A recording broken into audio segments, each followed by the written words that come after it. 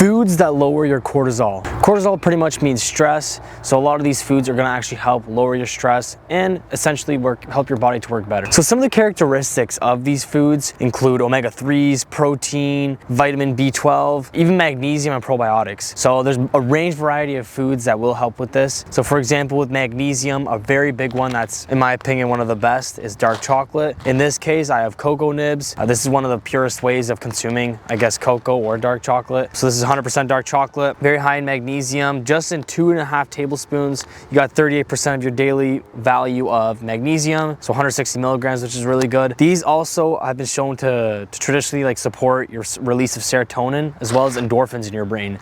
So this will definitely help in not only releasing these type of endorphins, but also lower your cortisol and give you that more of a pleasant feeling. So I'm going to consume some of these right now. Again, these foods like dark chocolate do become a little bit hard to consume at first because, you know, sometimes it's a bitter taste or sometimes taste that you're not really used to. But after consuming them for a while, you will find that it's a little bit easier to handle on the palate especially. Plus, once you start getting some of the positive benefits, the taste doesn't really matter. Honestly, it really matters how you feel, how your body feels, and how your day is going. So, and again, so magnesium is a really good mineral to help with the reduction of cortisol. So especially in meats, there's definitely lots of minerals in that. So eating beef, grass-fed, grass-finished, especially organic chicken, pasture-raised eggs, things like that. Obviously pasture-raised eggs, that's more of a protein based, but even pasture-raised eggs, that's really good for you. And again, the pasture-raised has omega-3s in it, but as well as protein, and protein has actually been proven to drop cortisol levels. So again, even if it is plant-based protein, which honestly, in my opinion, isn't as efficient, but it is still good for you. Again, eating meats, whether that is like turkey, beef, chicken, all these do have benefits to them. So definitely beneficial in terms of lowering your cortisol. Another one would be berries. So the berries have antioxidants in them as well as other vitamins, but the antioxidants will help reduce the cortisol. So berries that I highly recommend would be blueberries. These are not only good for your eyes, but they're actually very good for breaking fast, for breakfast, things like that. Frozen blueberries, in my opinion, probably some of the best, just because,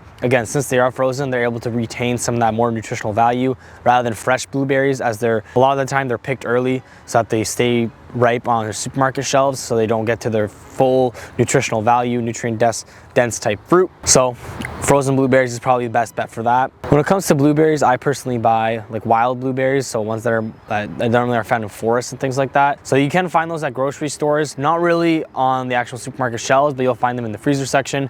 I highly recommend those. They do stain your teeth and hands, not in a bad way, but it's a little bit hard to wash. So, you know, I'd stick to eating those in the morning, not as a lunch snack, because you will find that your teeth will be stained. But again, those are very, very good for you and for your blood, for your eyes and things like that. So again, going back to meat, protein is also really good at reducing cortisol. So whether that is, again, through meats, but also eggs, egg whites, egg yolks, things like that. Those have the omega-3s and protein, so those will definitely help in terms of dropping your cortisol. So I definitely recommend buying pasture-raised eggs. You will find that the taste is a lot better, but also it's a lot more nutritional for you. If you buy regular supermarket eggs versus pasture-raised eggs, you will definitely taste the difference. The pasture-raised eggs, in my opinion, taste actually like chicken breasts. You can try different types of protein. In my opinion, I think meat and eggs, poultry, things like that are probably some of the most efficient. Again, omega-3s also help in this instance. So eggs, fish, especially like if you're buying fish, I prefer to buy wild caught, like salmon. Like I'm not really sure if it's possible to really find organic salmon, things like that, but the cleaner the better. So I would definitely recommend that. Fish is a really good source of omega-3s. I personally don't eat fish. That also works with your blood type, so double check your blood type. I believe it's like O positive or O negative. They're not good with like fish, caffeine, things like that. So always check your blood type. Yeah, so that's definitely a big one. You're also able to find omega-3s in like flax seeds, certain types of seeds. If you are looking to incorporate that in your daily meal, I would say like in smoothies and things like that. That's a really good way.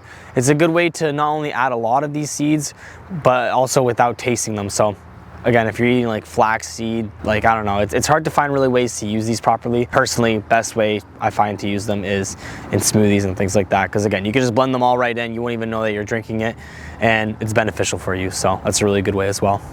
You'll not only get the dose of those blueberries, but you get the dose of the flax seeds, and it all works together as like a superfood. So another thing that helps lower cortisol, which is one of my favorites, is probiotics, prebiotics as well. So prebiotics are found in vegetables and things like that, and they work with your gut lining and probiotics to kind of help that system keep going. But they say your gut is like a secondary brain, and it works a lot with your brain. I would definitely make sure that your gut is at an optimal health. This would include trying to not have as many acidic things like pop, sodas. Those are very acidic and they're hard to cleanse out of your body. And other other things as well, like vinegar, things like that. You know, they're good once in a while, like apple cider vinegar, they're good once in a while, but again, trying not to have too many acidic foods, because again, you know, you do need a little bit of that alkaline foods that's found in vegetables. And you'll find that the vegetables do have prebiotics again, but a big thing is probiotics. So the probiotics you can find in kefir, kombucha, you can buy them on their own, like pickles, things like that. Fermented items usually do have probiotics, so I would look for fermented things. You can do a little bit of research on that, but again, in my opinion, some of my favorite forms of probiotics are gonna be kefir and kombucha. Those two I find are very good. However, the kombucha is a little controversial. The reason why is because I'm gonna actually speak about some of the things to avoid when you're trying to lower your cortisol. So some of these include alcohol, caffeine, high sugar foods, and even trans fats. So with trans fats, it's like fried foods, things like that. Some snacks you'll find have lots of trans fats.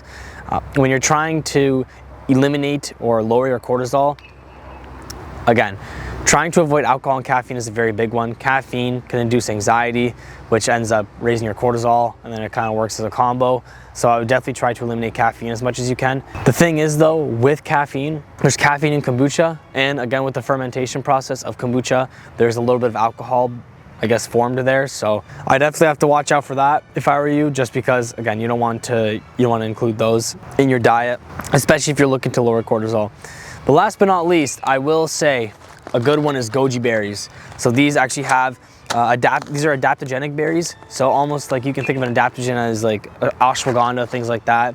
They bind to adaptogens in your body. So these are really good in my opinion. They've been used in Chinese ancient medicine for a very long time. They have lots of different vitamins and minerals like vitamin A, vitamin C, and they've said to support the immune system and have lots of rich antioxidants. And these are actually pretty good. You know, I personally have found the organic brand, and they're dried, so they're not fresh. Goji berries, it's kind of hard to find fresh organic goji berries if you're not living in the country where these are produced, so I would look out for that. But these are definitely a really good way to not only lower your cortisol, but give you an overall like ease feeling and kind of relax yourself. Same with the dark chocolate. These are both really good.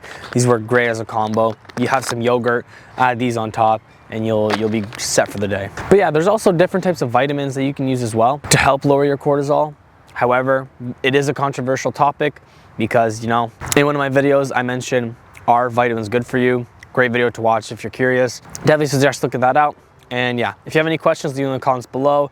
Any different types of foods that you find that help with stress, you can definitely leave those as well. And yeah, as always guys, it's Matt Lifestyle. Peace.